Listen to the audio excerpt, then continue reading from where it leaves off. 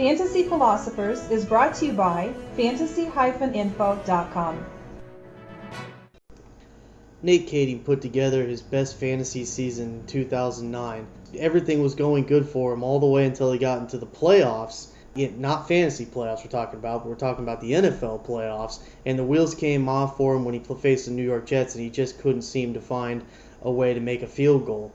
Remember a few years back he had some troubles with, against the Jets, ironically, in the playoffs in San Diego before. I believe, if I'm not mistaken, he did comment that was in the back of his mind even before he got into that game, that last game.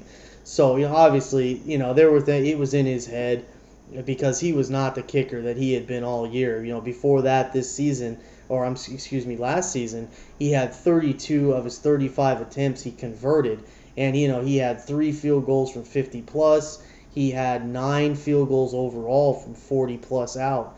And that was, I believe, 9 of 12 in conversions from that distance. So not only was he good overall, not only did he get a lot of PATs, obviously, because of the offense that he's in, but he really had a nice season. So I just hope for his sake that, the Demons, hopefully he's able to fight those off and get off to a good season this year, and that stuff doesn't haunt him all the way off through the off season, because he is a good kicker. And, if he can rebound, he should be set up for another good year.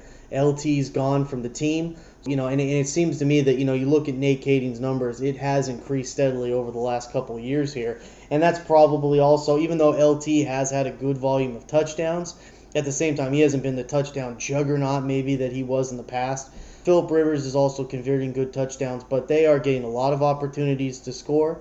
Their defense keeps them, in just about every single ball game that they're in. So he's always consistently going to get opportunities at this point in his career, especially with the division that he's in. They also play the NFC West this season, so I would say every game that they're in, especially in all those games, they're going to be probably winning most of them, definitely in all those ball games. So Nate should get a lot of opportunities. He plays in terrific weather out in San Diego. As I say, as long as he can mentally, as long as he can just get over that hump of what happened to him last season, he should be set up to have a really good year again this season.